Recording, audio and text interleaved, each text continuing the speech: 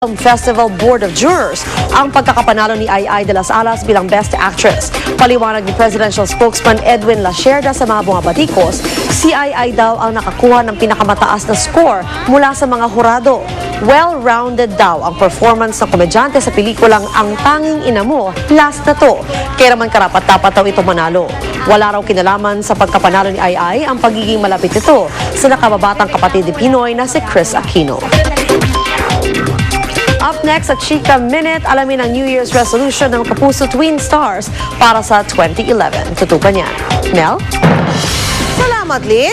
Sa mga hindi na magpapapigil o hindi na mapipigilan sa kanilang pagpapaputok, siguruhin po ninyo na hindi peke o depektibo ang inyong mabibili. Doble peligro kasi ang dala ng mga substandard na paputok. Nakatutok si Sherry Ann Torres.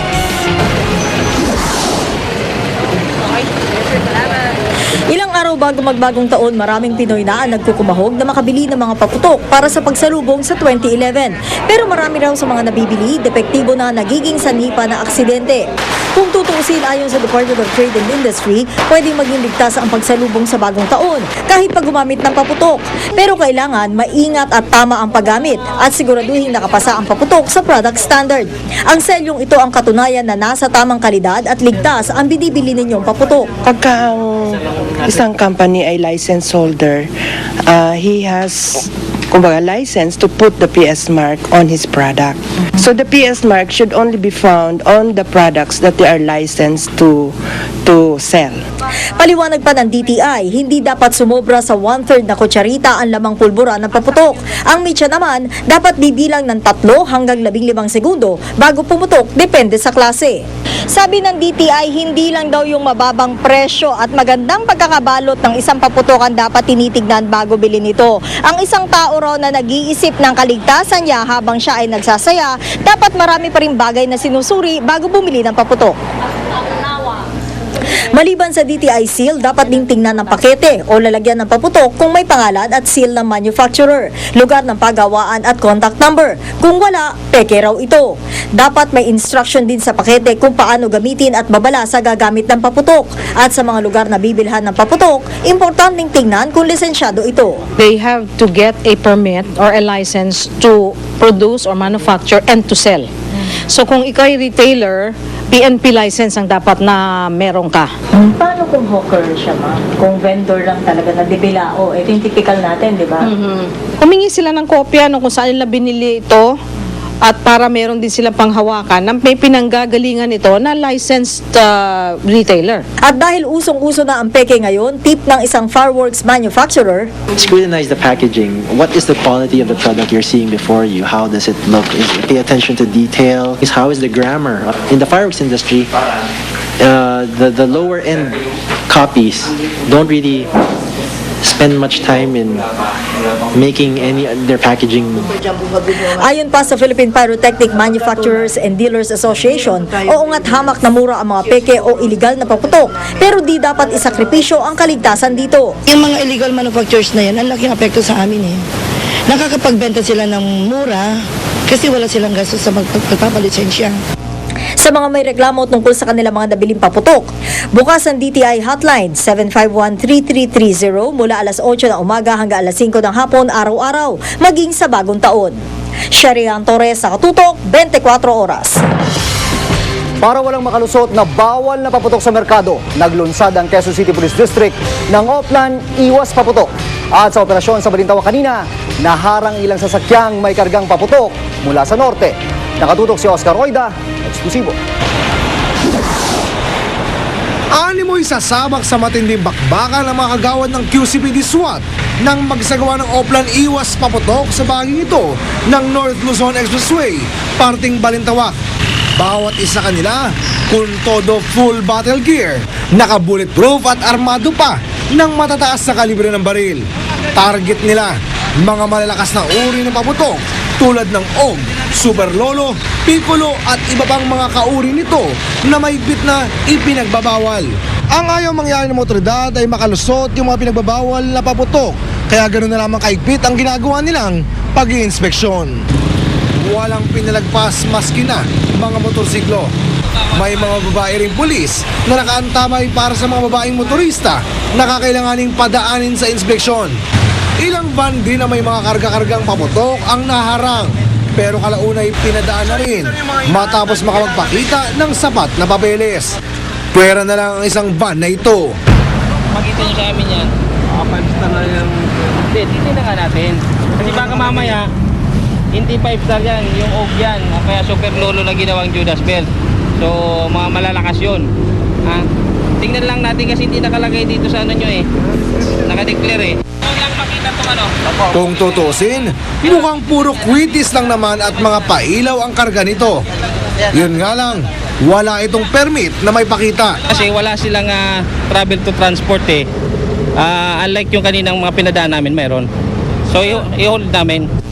Ang paliwanag, nakalimutan raw nila ang kanilang permit. Nalimutan po ng mga bumili. Nakalimot po. Sa antok kasi, sobrang inaantok Sila po ang nakalimot. Balak ng PNP na ipagpatuloy ang kanilang offline iwas paputok hanggang bagong taon para matiyak na walang ipinagbabawal na paputok ang makakalusot sa merkado. Oscar Oida nakatutok, 24 oras. Si Mel Tiangco, ang inyong kapusong totoo. Sino po sa inyo ang nakarating na ng Sikihor? Kung hindi pa, naku malamang, pinangunahan na kayo ng paniniwala na binabalot ng hiwaga ang lalawigan na ito. Ngunit sa aming pagtungo roon, hindi po hiwaga at misteryo ang aming nadatnan. Bagkus, namangha kami sa payak at masayang pamumuhay ng mga Sikihor noon. At bilang pagpapatuloy pa rin ng Kapaskuhan, samahan niyo po kaming makisaya at makilala sila.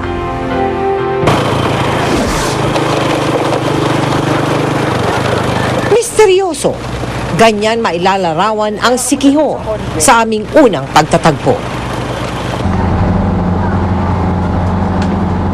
Ngunit nang lumaon, nalaman nating may ganda itong itinatago.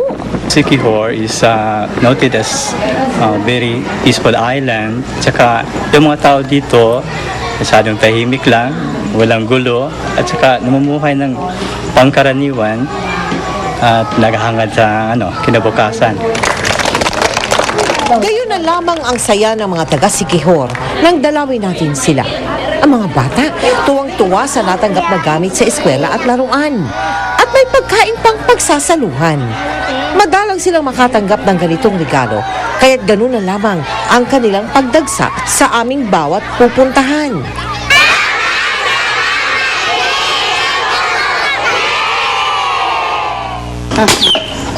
Tulad ng marami sa atin, ang mga taga-Sikihor ay nagsisikap ding makapagtaguyod ng marangal na pamumuhay.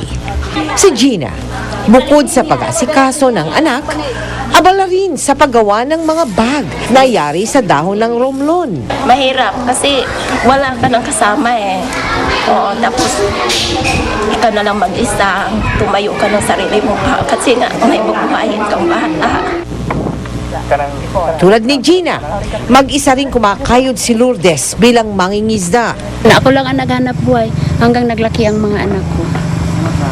Nakapag-aral sila ng high elementary, yun lang. Si Jason naman, sa maagang edad, natutong umakyat ng puno upang mangarit ng tuba. Sabi ko sa kanya, kailangan magtrabaho ka kaya wala kayong mga magulang. Kasi mamatay man tao. Paano siya? Walang magulang. Sila man ay dumaranas din ng ligaya at lungkot. At ito ay walang halong misteryo o kababalagan. Sa kapayakan ng buhay ng mga taga-Sikihor ay nagpapaalala sa atin sa kasimplihan ng pamilya nung unang Pasko. Natungayan po natin ang iba pang mukha ng Sikihor. Ikinalulugod naming makilala pa ang mga kapuso natin sa lalawigang iyan. Maraming salamat sa Cebu Pacific Air na tumulong maghatid ng ating mga regalo sa Siquijor. Samantala sa mga nais magpasaya sa bagong taon ng ating mga nangangailangang kababayan, maaari po kayo magsadya sa aming tanggapan o magdeposito ng inyong donation sa aming mga bank account o mag-log on sa www.kapusofoundation.com. Abangan! Cable car, zipline at iba pang atraksyon sa Tagaytay dinarayo ng mga turista. Dalawang lola na K-pop diehard fans nakipagsabayan sa daan-daang iba pang kapwa tagahanga. At alamin ang New Year's resolution ng Twin Stars sa 2011. Walang patid na pagtutok dito sa 24 oras.